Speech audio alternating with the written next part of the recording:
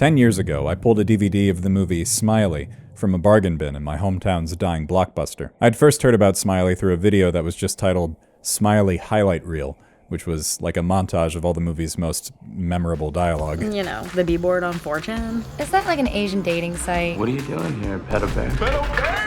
I did it for the lulz.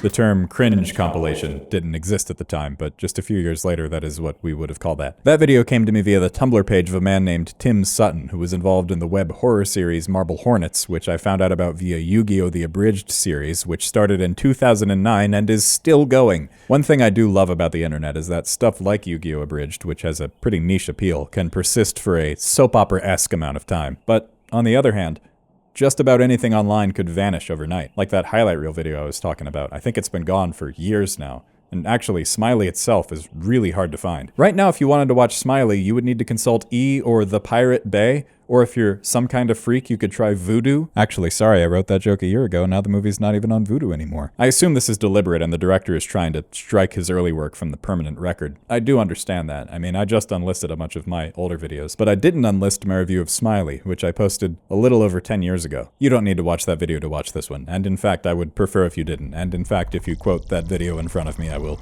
visibly grimace. I was pretty young in 2013. And also, my process was a lot simpler. I think I saw Smiley maybe twice before I made the video. These days, my method involves watching a movie repeatedly until my friends start to worry about me, so I've always wanted to revisit Smiley and see if it strikes me any differently. Smiley is a slasher movie about the internet, directed by a man from the internet, Michael Gallagher. Michael was also responsible for the sketch comedy channel Totally Sketch. There's a subtle reference to this in the opening scene. Okay, see, that's why you shouldn't be on the site. It's way too sketchy. Totally. Smiley was Michael's first real movie, and from the sound of it, the shoot was kind of grueling. I'm not 100% sure about reshoots, but I know all the principal photography was over like just 15 days. Knowing that now, it makes more sense to me that the lighting is always changing and the coverage is just kind of weird and there's a lot of very slow walking, but to keep it interesting, maybe let's have a shot of their feet walking. Oh yeah, if you didn't know, Shane is in this, as is Toby Buskus. Their reputations have changed in the last decade. I try not to keep up because I'm only alive for the time being, but I'll just say that their presence in this movie is funny. It's funnier to me every year. Smiley's basic premise is that there's some kind of Bloody Mary demon inside of chat roulette. It's easy enough to understand, but in case you're confused, the movie explains it several times. It's like Bloody Mary, okay? It's an urban You legend. start a video chat with somebody, and you type in, I did it for the lulz, I did it for the lulz. I did it for the lulz 3 times. And then this guy with the knife appears behind them. Like from out of cyberspace or something. And he kills them. The story of Smiley is also simple in that it contains few events. Ashley Brooks begins her first year at college to study, I assume, something. She's found housing off campus with an adult woman who calls herself Proxy. Proxy speaks like a MySpace page. If belting out Taylor Swift lyrics at the top of your lungs in front of a bunch of 4chan nerds is crazy, then yes. Seconds after meeting Ashley, Proxy invites her to a party of 4chan users. Ashley says, "What's 4chan?" And Proxy responds, "I might need to get stoned to explain this." And then she gets high and says, "It's a message board," a concept too outrageous for a sober mind. Proxy elaborates that on 4chan you Post gross but hilarious pictures, plan raids, troll Scientology, make memes, and in general do anything necessary for the lulz. The movie makes a few other half-hearted attempts to give context. He's a hacker, okay? Like lulzsec, like Anonymous, like WikiLeaks, like trolling Westboro and... Proxy, will you shut up? To people who weren't familiar with early 2000s internet stuff, this probably sounded like lunatic gibberish. And if you were familiar, it felt like watching a friend repeat a joke that you told them, but they're completely butchering the delivery and you don't want to be a jerk and interrupt, so you just stand there like, you're ruining this, and now I feel stupid for being involved at all. So Ashley goes to a party and meets Shane and Zane. You enjoy the strange? Zane likes the strange, but he disdains Shane. He and his friends shame Shane, and he leaves. I, too, was a bit cruel to Shane in my first review, which upset some people. One young Dawsonite commented, "Whatever, guy with almost no lips and a surprisingly deep voice." This is the funniest comment I've ever received. One of my closest friends still has me saved in his phone as that guy with almost no lips. So after Shane leaves, the boys use the Smiley trick to ritualistically slay a woman. Ashley's like, "That's awful." And they're like, "No, it's not." And she's like, "Oh, okay." Oh, and during this scene, this sound cue plays, which you can also hear in Breaking Bad. which is because it's the same composer. Let's go trivia. Anyway, from there, the movie just kind of spirals into the same stuff over and over. Ashley goes to class, her professor says all the themes of the movie, and then Smiley kills someone on a webcam, and Ashley says, "Is this real? Could a smiley man really computer murder my E-friends?" Then she has a scary dream. She has quite a few. At one point, she wakes up from a scary dream into a slightly different version of that same dream. Honestly, that kind of rocks. During all of this, the movie deploys near constant jump scares. Smiley has 24 instances of blah in its 90-minute runtime. That's simply unrealistic. Nobody gets scared that often. Unless you, live inside a haunted corn maze, or next to a bomb factory, or inside 45 Bears Pizza. At one point, Ashley even jump scares herself with the drawing she made earlier in the movie. And eventually she gets scared so bad that she jumps out of a window, and we learn that all of this was an elaborate scheme to gaslight her to death. This plan involved faking several deaths and roofying Ashley at a party, which 10 years ago I naively misinterpreted as her being a massive lightweight. She takes a sip of beer and then stumbles all over herself. My friends still make fun of me for this. A sip. Stop. A sip. Stop. A sip. To be fair, Ashley is clearly not a substance user. I think I'm high on your marijuana. The Smiley killers did all of this for one reason. For the lulz.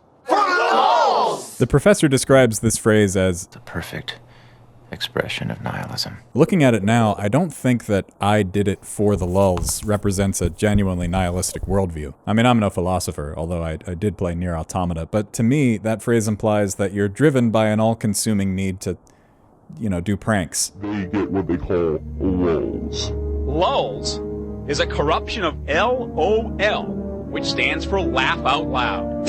Anonymous gets big lulz from pulling random pranks. Despite everything, I do think that what this movie is trying to express is actually interesting.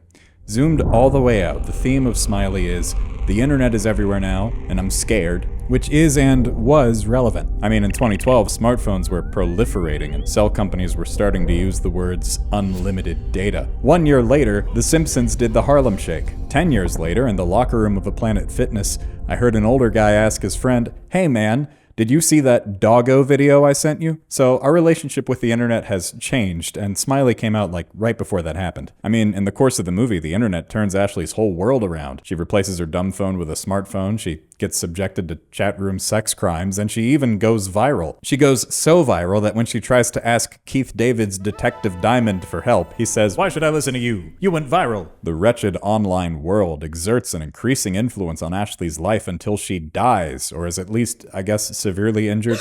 And then, in a last-second, even dumber twist, it turns out that Smiley the internet demon is real. I still don't know what to make of it. I don't know if it's flagrant sequel baiting or if we're trying to say something here, but in any case, it represents a real collective fear about the online invasion. What I'm trying to get at here is that Smiley has a pretty interesting subtext. It's just that it's living beneath a very silly text, which is evil posters try to create the world's first viral serial killer. These 4chaners seem to believe that because Smiley is an online phenomenon, he's going to last forever. Smiley's immortal. Smiley will be around longer than any of us. He's like the pyramids or the great work of William Shakespeare. He's Chocolate Rain. But if the internet is such a great preservationist, then why is this movie's only streaming option a 360p heavily cropped YouTube video of the German dub? Security. Der ist ein Hacker, okay? Wie Lulzig, wie Anonymous, wie WikiLeaks, wie Trolling Westboro und Scientology. Proxy, halt die Klappe. I think it's ironic that the creators of Smiley the Monster are trying to make some sort of mark on history, while the creator of Smiley the movie apparently wants to obliterate it from ever having existed. Which again, I do understand, and I think anyone who has ever made anything probably knows what it's like to complete a project that feels so good in the moment, and then you look back at it a little bit later and you're like, no one should ever see this. But I think it's good and perhaps even healthy to keep that stuff. Like those old videos of mine, I did unlist them, but I also put them into a public playlist because I knew that some people with specific taste might still want to watch them. And even if someday I decide they need to just go away for good, I will never truly delete them. I've already made the mistake of throwing away old stuff because it was a little too vulnerable or embarrassing. There were these ancient videos I made when I was in middle school, and then in high school I deleted most of them, and now I really do regret it. Now I'm far enough removed from that weird little man to find him kind of endearing. So Smiley might eventually become the cute kind of embarrassing. And even if it doesn't, I think Smiley matters because it contains pieces of its context which one day we might earnestly miss. And I already kind of do. And this doesn't just apply to media, I think it's true of memories in general. Sometimes a really difficult memory can become valuable, which is why we have to reconcile with our own internal cringe compilations. Like, you know, when you're doing some task and then suddenly your brain is like, hey, do you remember that one time in high school when you had to give that really important presentation, but you just completely froze up and stood there in sweaty, agonized silence for what felt like hours, and everyone laughed except your one friend in the front row who tried to encourage you, but that only made you feel more helpless? And you're like, wow, I'd like to forget that. But then much later, maybe something happens and that memory stops being about you and starts being about your friend who you're never gonna see again. Now it's not something you want to forget. Now it's something you want to hold on to for as long as you can. And it doesn't even have to be something as dramatic as that. Every memory, for better or for worse, is about a moment that's never ever going to happen again.